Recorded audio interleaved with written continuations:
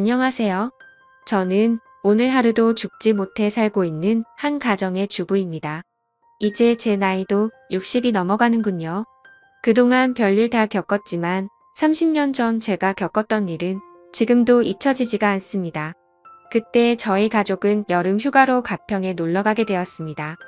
햇볕이 좋은 맑은 날씨에 길거리에 팔고 있는 옥수수를 사서 먹으며 즐거운 휴가의 분위기를 느끼면서 펜션에 도착했습니다. 간단하게 짐을 풀고 불놀이를 즐기며 놀다 보니 하루가 빠르게 흘러가 어둑해지는 저녁이 되었습니다.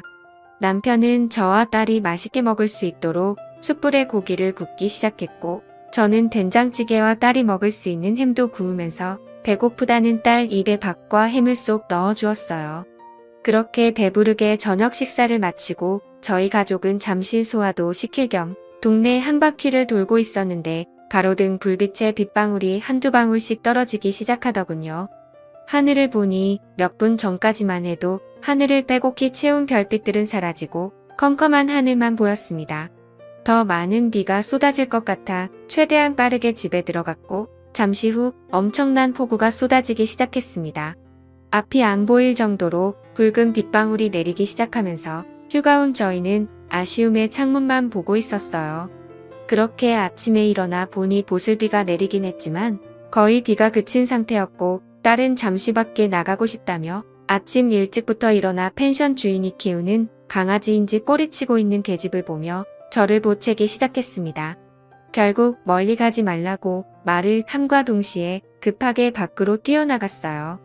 남편은 짐을 싸고 있었고, 저는 아침을 준비하며 강아지와 함께 놀고 있는 딸을 불렀는데, 몇 번을 불러도 아무런 대답이 없길래 이상해서 밖으로 나가보니 어딜 갔는지 방금 전까지만 해도 있던 딸이 없어졌어요. 너무 놀라 남편을 불렀고 주변을 뛰어다니며 정신없이 찾아다녔지만 결국 찾지 못했습니다. 아침에 딸과 나는 몇 마디의 대화가 마지막일 거라고 전혀 생각하지 못한 저는 오열하다 정신을 잃었고, 결국 그때 당시 6살이었던 딸은 저희 곁으로 다시는 돌아오지 못했어요.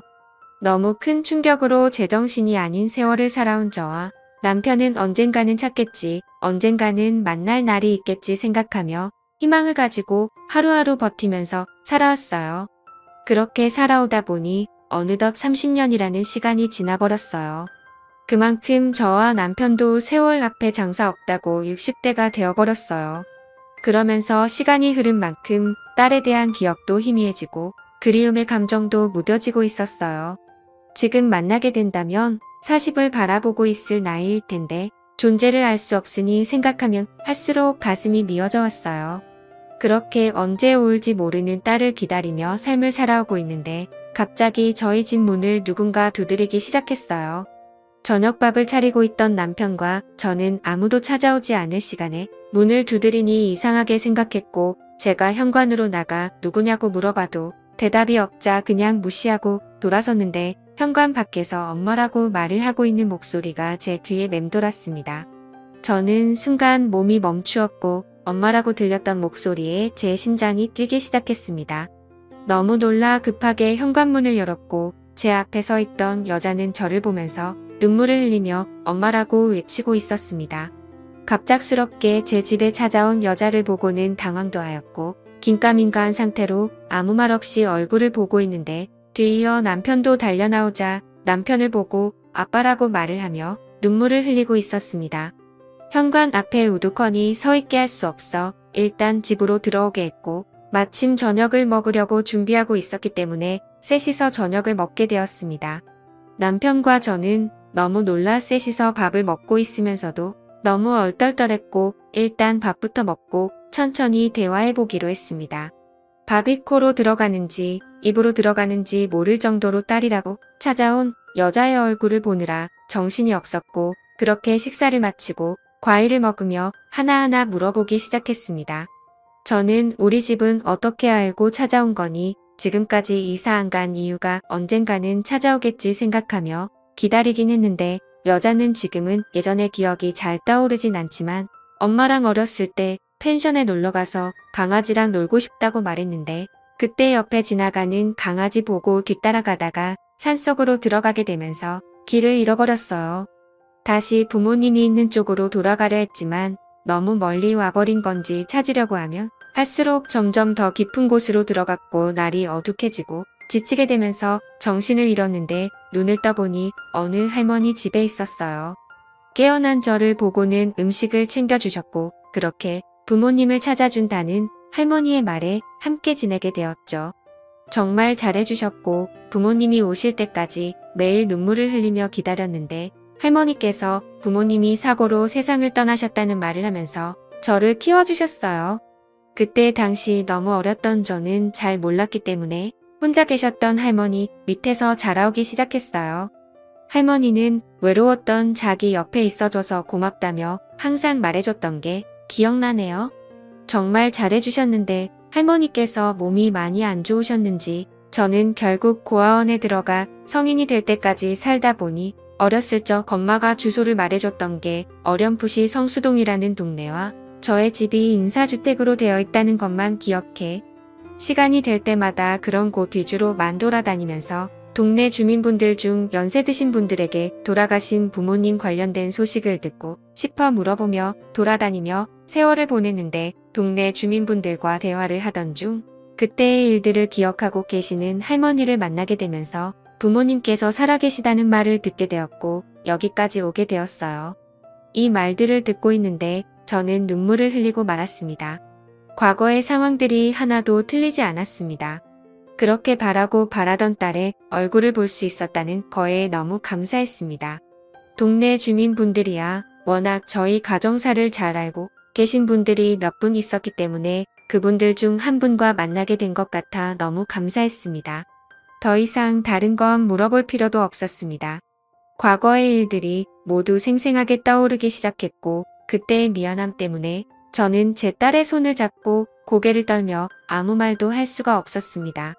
오랜 세월이 흐른 만큼 어색함도 교차했고 조심스럽게 이런저런 이야기를 하면서 그동안 힘겹게 살아온 딸의 인생을 들으며 너무 소중한 시간을 함께하고 있었습니다. 저희는 늦게까지 대화를 이어나갔고 다음 날 출근을 해야 한다며 다시 오겠다는 딸의 말에 아쉬운 표정을 남기며 신발을 신고 있는 딸에게 가지 말라고 말하고 싶었지만 그동안 살아온 세월이 있기 때문에 그런 감정을 억누르고 손을 잡고 다음 날 꼭 다시 와달라는 말을 하면서 보내줬습니다. 30년의 세월이 흘렀고 6살 때의 기억이 거의 나지 않는다는 딸을 보며 안타까움에 가슴이 미어졌고 그동안 죽은 줄로만 알고 부모 없이 살아온 세월이 얼마나 힘들었을지 도저히 상상이 안 되었습니다. 그동안 못해준 것들 세상 떠나기 전에 모든 걸 다 해주리라 다짐하면서 다음 날이 빨리 오기를 기다렸습니다. 너무 기분이 들떴고 딸의 얼굴이 아른거려 남편과 저는 잠 한숨 못 잤네요. 딸은 매일 저녁 저희 집에 찾아왔고 주말의 경우 아침부터 와서 함께 시간을 보내줬고 마음이 너무 앞선 저는 그동안 해주지 못했던 것들 해주려고 모든 걸 다 내어주었습니다.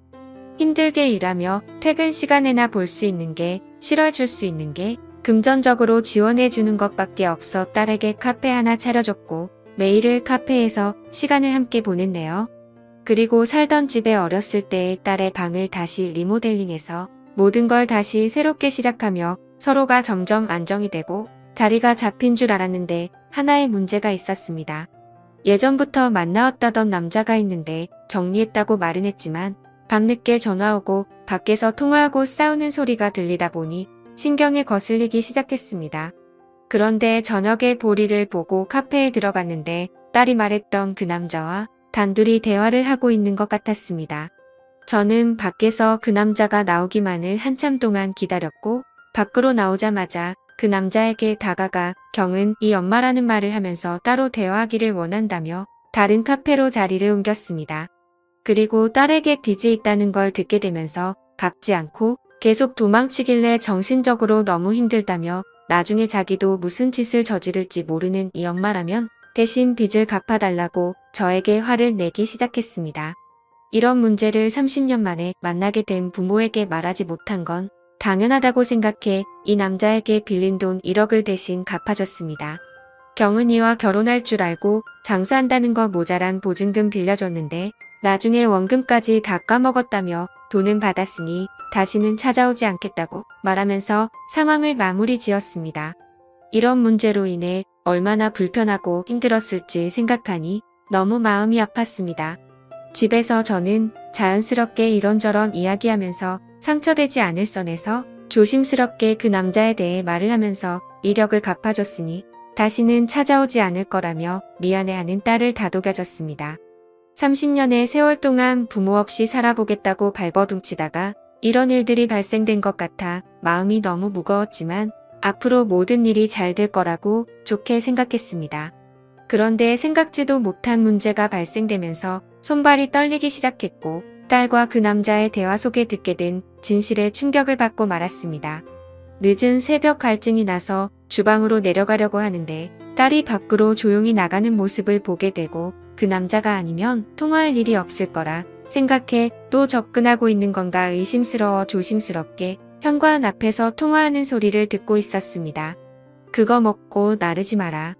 내가 지금 여기서 얼마나 혼신의 힘을 다해서 연기하고 있는지 알아? 여기 완전 부자인 거 알지? 이 집이며 돈이며 모두 내 거가 될 거니까 조금만 기다려. 나중에 다 내 명의로 돌려달라고 말할 거야. 그때 같이 살면 되지. 좀 답답해도 기다려. 이 사람들 살면 얼마나 살겠냐? 밑작업이 얼마나 중요한지 몰라. 일단 이력 받은 걸로 생활비 좀 하고 있어. 그리고 나 지금 이렇게 나와서 통화하면 안 돼. 제발 전화 좀 그만해. 이러다 들키겠어. 지금 거의 마무리되고 있는데 모든 계획이 실패했으면 좋겠어. 제발 생각 좀 하고 살자. 우리 인생도 좀 펴야 할 거 아니야. 의심을 사게 되면 나중에 유전자 검사하자고 할지도 모르잖아. 그럼 빼박이야. 내가 전화할 때까지 무조건 기다려. 그럼 끊는다. 이 말들을 현관 앞에서 듣고 있는데 몸이 굳어 움직이지도 않았습니다. 저는 몸을 피할 힘도 없어 딸이 보이지 않는 곳에 주저앉아 숨었고 방에 들어간 모습을 확인한 후 저도 힘들게 방으로 들어갔습니다. 도저히 믿을 수 없는 말들을 듣게 되면서 무서움에 자고 있는 남편을 깨워 이 사실을 말하려 했지만 받아들이기가 너무 힘들었네요.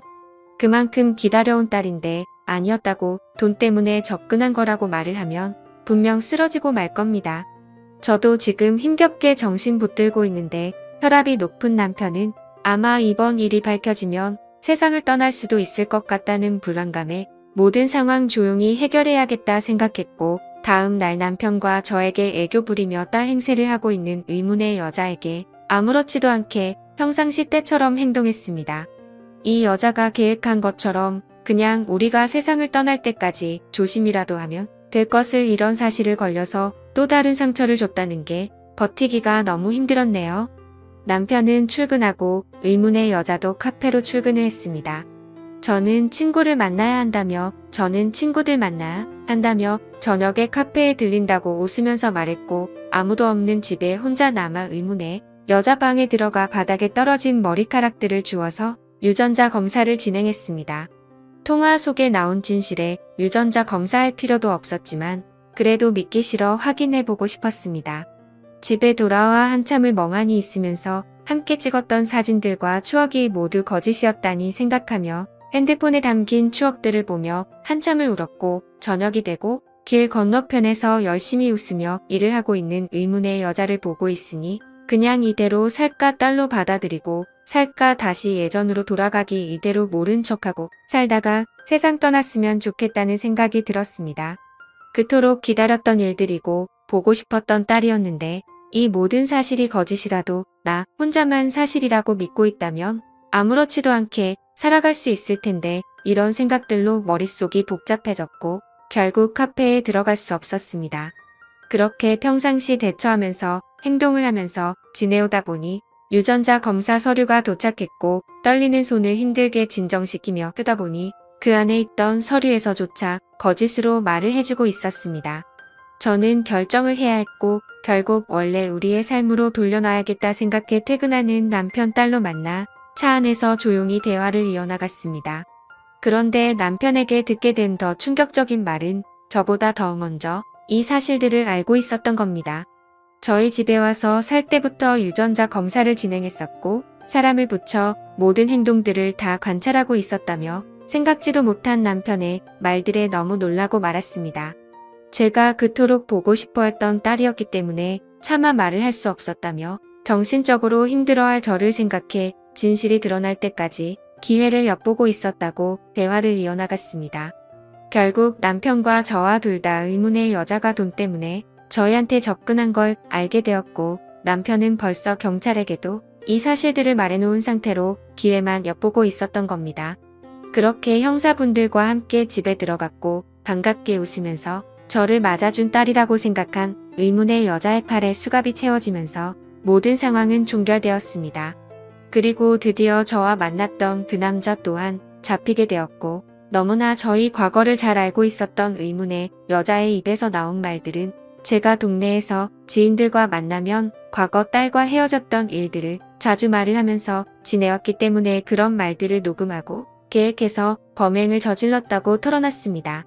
제 입에서 나온 말들로 계획했다는 거에 너무 놀랐고 그 여자와 남자는 사기죄로 구속 조치가 이루어졌네요. 과거의 아픈 기억들을 비우미로 범행을 저지르려고 계획했다는 거에 정신적으로 힘든 시간들을 보내게 되었습니다. 집에 들어와서 자식이라고 생각했던 그 여자와 함께한 화상의 흔적들을 지우면서 아직까지 돌아오지 않은 진짜 딸을 생각하며 눈물을 흘리고 말았습니다. 언젠가 분명 살아있고 엄마 아빠를 찾고 있을 우리 딸 경은아, 만약 이 사연을 접하게 된다면 꼭 연락 바란다. 보고 싶다. 그래도 세상 떠나기 전에 얼굴 한번 보고 싶구나. 어디에서 살고 있던 항상 행복하게 지내고 있길 바란다. 지금까지 제 사연을 읽어주셔서 감사드립니다.